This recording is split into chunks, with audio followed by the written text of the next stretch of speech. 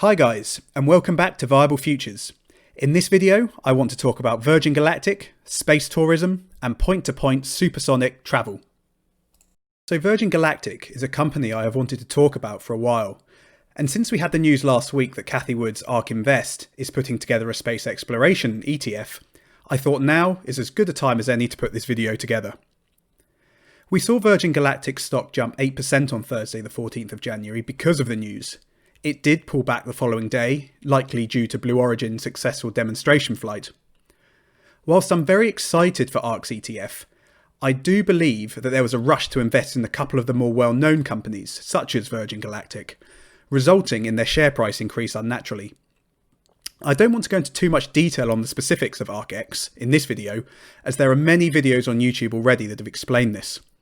What I will say though, is ARK Invest has made it clear that ARKX is not just going to invest in space exploration in the true sense of the definition. They have stated that ARK Invest defines space exploration as anything that occurs beyond the surface of Earth. So the 40 or 50 companies or so that will be combined within this ETF will very likely have a very, very broad range of activities. And whilst I do expect the shares of Virgin Galactic to be contained within the ETF, I'm very interested to see what proportion that will actually be. It's Wall Street's consensus that space will become a multi-trillion-dollar economy in the next 10 to 20 years, with current estimates putting the current value of the space sector at around $400 billion. Currently, it is still dominated by the large aerospace and defence companies, serving government-funded interests. But recently, we have started to see more and more private companies raising capital to break into the market. Before the launch of ARKX, I wanted to explore the space tourism and point-to-point supersonic travel sectors. These are two sectors which I see as huge growth sectors outside the government-funded interests, and that will certainly be contained within ARKX ETF. There's quite a few companies undertaking a broad range of activities and deploying very different methods of achieving their goals. Now this video could have been hours long with the amount of information and detail I could have gone into. But I have tried to pick out the key points to review Virgin Galactic, so please keep this in mind when watching this video. That said, if you think I have not considered a critical point that might change my investment logic, then please do let me know in the comments. This chart is a simplistic way to look at space tourism and the supersonic point-to-point travel sectors. On the x-axis, we have some of the key companies involved, and I fully appreciate this isn't everyone. But I think it captures a significant proportion of the supersonic and space tourism market that actually constructs their own vehicles. On the y-axis, we have altitude, starting with atmospheric travel, which I am defining as travel below the edge of space, suborbital tourism and travel, which is where the craft will travel above the edge of space, and orbital tourism, as the name suggests, where the craft will enter Earth orbit, and finally lunar tourism, where the craft will enter an orbit of the Earth's moon.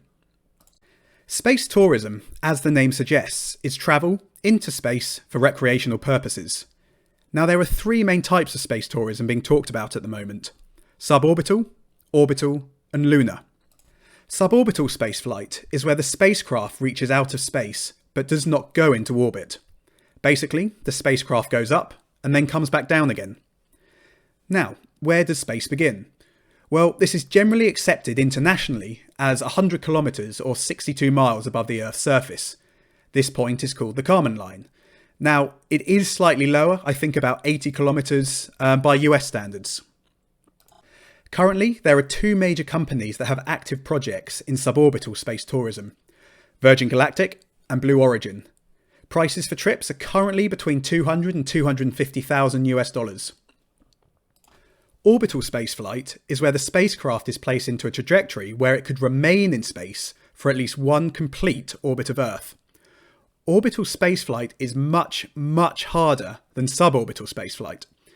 Now, I won't go into why it is more complex, but I've put a link where Elon fairly eloquently explains this in a video, so have a look at the link section in the description below. 4 companies currently have active projects in orbital space tourism: Boeing, Aurora Space, and 2 joint venture companies, SpaceX and Axiom Space, and also SpaceX and Space Adventures. Trips include voyages in spacecrafts around Earth, multi-day trips to the International Space Station, and multi-day trips to a future space hotel, Prices are expected to be in the range of 10 to 50 million US dollars. And there is currently 2 companies that have active projects for lunar space tourism, SpaceX and Space Adventures.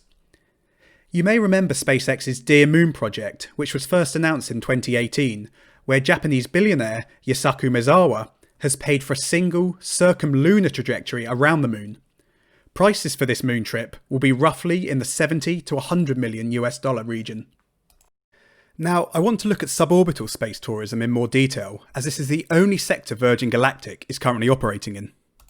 So Virgin Galactic was founded in 2004, and for the past 17 years they have been trying to get a spacecraft operational and certified for human passengers. There have been deaths, an explosion and a crash, but Virgin Galactic expect to conclude the flight test program by the middle of 2021. Virgin Galactic have opted for an air launch system consisting of 2 aircraft, a spacecraft called Spaceship Two and a carrier aircraft called White Knight 2. White Knight 2 is a custom-built 4-engine aircraft designed to carry Spaceship Two to an altitude of 50,000 feet, or just over 15 kilometres, where Spaceship Two will then be released. The 2 pilots will then fire up the rocket motor, and this burns for about 70 seconds as Spaceship Two climbs vertically to 110 kilometres in altitude, 10 kilometres over the Kármán line. The craft will travel at speeds approaching 3.5 times the speed of sound, and once the rocket engine is turned off, the spacecraft slows down and begins its descent back to Earth. By rotating its wings and tail boom upwards, the vehicle's stability and rate of descent is controlled. It's known as a feather system, often compared to a badminton shuttlecock, which will always correct its rotation and angle so the nose is facing downwards. During the descent, the passengers will experience several minutes of weightlessness, and at about 50,000 feet, the wings will return back to their normal position, and the craft will glide back to Spaceport America and land on the runway. The craft is totally reusable, apart from the fuel, which of course needs to be replenished after each flight. Now, Blue Origin has a completely different approach to achieving a similar goal. Their method is more like the traditional rocket launches we're used to. A space capsule sits atop a booster, which is launched vertically upwards, and after about 2.5 minutes the engines switch off, and just after that, the capsule is released from the booster. The booster comes back and lands itself on Earth, and the capsule flies in an arc for about 4 minutes, at which point parachutes are deployed, and the capsule comes down and touches down back on the Earth, landing at about 2 miles an hour. Now, this table is a side-by-side comparison of the suborbital options on offer from Virgin Galactic and Blue Origin. So the price of the tickets is comparable at around 200 to 250,000 US dollars, but noting Blue Origin's is cheaper. The number of people per flight is equal at 6, but Virgin Galactic's does have 2 pilots. Virgin Galactic requires 3 days of training, whereas Blue Origin's is only 1. The flight time for Virgin Galactic's is 2.5 hours, whereas it's only 10 minutes for Blue Origin. But this should be noted that Virgin Galactic's, a large proportion of that time is actually while it's attached to White Knight 2, getting to that 50,000 feet. The rocket burn for Virgin Galactic is 70 seconds, where it's 150 seconds for Blue Origin. The max altitude is pretty much equal, same with the speed. And the weightlessness time is about 6 minutes for Virgin Galactic and 4 minutes for Blue Origin. Now, the number of times it's been to space, and this is the 100 kilometre over that Kármán line, it's actually 0 times so far for Virgin Galactic, where it's 11 times for Blue Origin. Window size, maybe a weird statistic, but I think this is a key part of why people are going to space. The windows on Virgin Galactic are much smaller than Blue Origin's. The landing method, well, Virgin Galactic uses an unpowered glide, whereas Blue Origin's is a parachute landing. The launch sites, Virgin Galactic is from Spaceport America in New Mexico, whereas Blue Origin's is in West Texas. And the safety features, well, Virgin Galactic is really just to switch the engines off and glide back to Earth, whereas Blue Origin has a capsule escape rocket and redundant parachutes. Now, I love Virgin. I have a huge amount of respect for Richard Branson, a fellow Brit. And when I look at VSS Unity, I do see a fantastic piece of engineering. However, if I were going to go into space using one of these 2 methods, I think I would pick flying with Blue Origin. And the reason is, I think the launch method is like a more traditional rocket launch, and I like that. And from a safety and reliability point of view, I feel there is less that can go wrong with Blue Origin. The ship is controlled by a computer and doesn't require two pilots. And I feel the emergency escape system is more advanced, having an abort mechanism and multiple redundant parachutes in the capsule. And I actually prefer the capsule design with those very large windows. All the emergency procedures within the Virgin Galactic Spaceship 2 rely on the pilot being in control and able to recover the vehicle in case anything goes wrong and land it safely back at Spaceport America. I'm super interested to see which method you guys would prefer. So please let me know in the comments which method you would select if you had to pick one, and what your main reason for choosing this method would be. Now, before I started researching Virgin Galactic, the question I did have was the demand for suborbital space tourism. Are there really enough people willing to pay such large amounts of money to spend just a few minutes at the edge of space and look back on Earth? Well, research from August 2020 by Cowen suggests yes. They see this experience as a luxury must-have. Their research found that 39% of people with a net worth over $5 million would be willing to pay $250,000 or more to fly to the edge of space. And they found that between 70 to 80% would be interested in multiple flights or a membership. Now, I can't find much other research on the size of the space tourism market, so I only have Cowen's research to go on, which does suggest a demand. But I still am a little sceptical of this 70 to 80% number of customers wanting to go on repeat flights. But, as I have no other evidence to suggest otherwise, we must use Cowen's numbers for now. Now, Cowen has set a price target for Virgin Galactic of $22 per share. They broke this down as $12 for space tourism and $10 for supersonic point-to-point travel. And this leads us nicely into point-to-point travel. We do need to consider this when reviewing Virgin Galactic as a whole. Since the retirement of Concorde in 2003, commercial supersonic flight has still not returned. Now, I won't go off on a tangent and how I think this is shocking and that we have let one of the greatest innovations ever produced by the human race die out, but ultimately the economics of the plane just didn't work out. But that's all about to change. If we go back to our chart, we can see that SpaceX, Virgin Galactic and Boom are all involved in this sector. Now, there are two sectors within this point-to-point travel. There's suborbital and atmospheric. Suborbital, as before, is where the vehicle will go into space beyond the Kármán line and travel around the globe, re-enter the Earth's atmosphere and land at its destination. The vehicles will require a specialised spaceport for takeoff and landing. Atmospheric flight, on the other hand, will be similar to Concorde, where the vehicle will travel at roughly 50,000 feet and fly at 2 to 3 times the speed of sound. Here, the aircrafts can use traditional airports. Virgin Galactic have discussed entering both sectors. On the 10th of May 2019, Richard Branson said, "In the next chapter in this great story of aviation, a chapter that will see Spaceport America become linked with a global network of spaceports, with Virgin Galactic operating transcontinental supersonic spaceflights, delivering passengers anywhere on the planet within a couple of hours."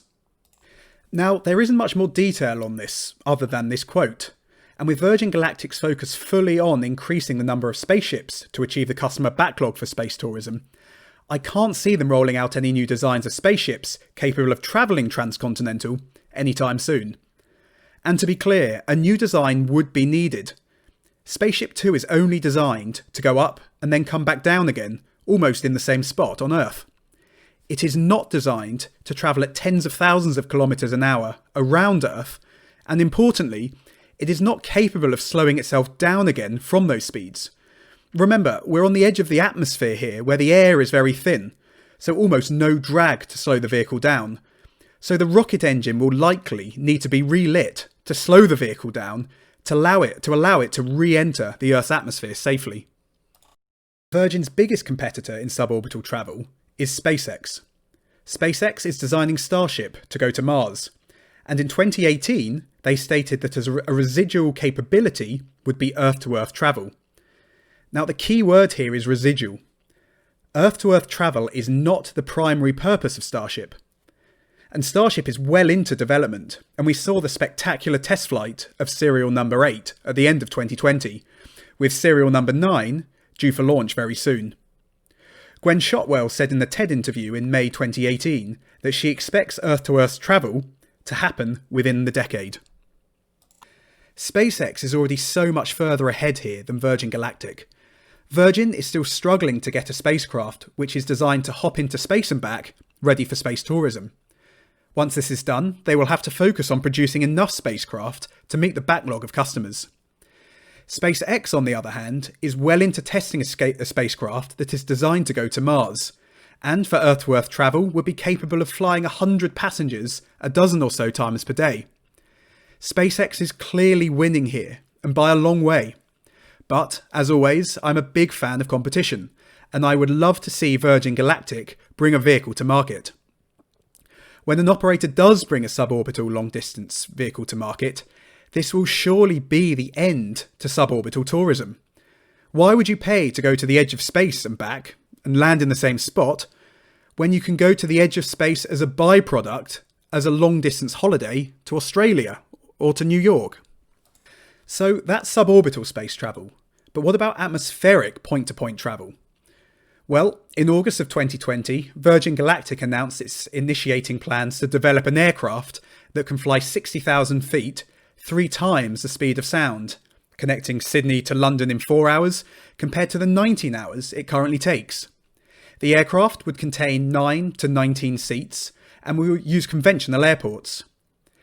There isn't much more information on this aircraft at the moment, but realistically, I doubt we will see it fly with passengers before 2030. Now, Virgin Galactic's main competitor here will be Boom Technology, who have already released their prototype aircraft called the XB-1. Now, Virgin Galactic have been involved with this prototype, but the depth of their involvement is unclear. The test aircraft will lead to the development of the Boom Overture, which is due to roll out in 2025 and be operational by 2029, carrying 88 passengers at ranges just under 8 kilometres. So again, Virgin Galactic seem to be behind with atmospheric point-to-point travel. But, as I said before, I'm always excited to see new innovative products come to market. I think it's going to be really interesting to see which method of Earth-to-Earth point-to-point travel wins. Realistically, I think it'll be a hybrid of both. Supersonic jets have the benefit of using conventional airports, and the sonic boom created by the vehicle will not be nearly as impactful as SpaceX's Starship. But suborbital travel has the benefit of speed. I do think, though, long-distance travel will be dominated by suborbital travel. Now, I don't think there's too much we need to discuss on the financials of Virgin Galactic, only to note that they have zero revenue at the moment and running roughly a $60 to $70 million loss per quarter. So getting Spaceship Two flying regularly is as critical now as it's ever been. However, they do have the backing of Virgin Group and the Sovereign Wealth Fund of Abu Dhabi, so there is cash to hand. So, with a current share price of roughly $30 is Virgin Galactic a good buy? By comparing to Cowen's price target of $22, no.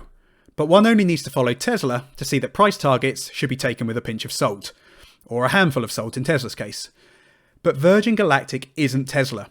Straight away, Virgin Galactic has serious competition, and in my view, competition that offers a better product. In the case of Blue Origin and SpaceX, space tourism and the suborbital point-to-point travel are byproducts of their company's mission, not their primary purpose. And I think this has enabled them to develop spacecraft and develop their team of engineers to be capable of so much more than just space tourism. And for supersonic point-to-point travel, well, Boom Technologies appears to be ahead. It would be impossible for me to complete this video without discussing Chamath Palihapitiya's position as chairman of Virgin Galactic. When we look at his 3 questions on assessing the viability of an investment, I can honestly say that I'm not sure questions 1 and 2 can be answered positively. And whilst Virgin Galactic may have been a fantastic investment opportunity a few years ago, I wonder if he would be investing in it now. Now, even though I will not be investing in Virgin Galactic at this time, I would reassess if the share price were to drop below $20. I also want to reinforce that I think what Virgin Galactic is trying to achieve is pushing the industry forward, and I'm very excited to see them deliver passengers to space. It's been a dream of mine for many years to go to space. And as Elon says, you want to wake up in the morning and think the future is going to be great. And that's what being a spacefaring civilization is all about. It's about believing in the future and thinking that the future will be better than the past. And I can't think of anything more exciting than going out there and being among the stars. So thank you all for watching this video, and I'll see you in the next one.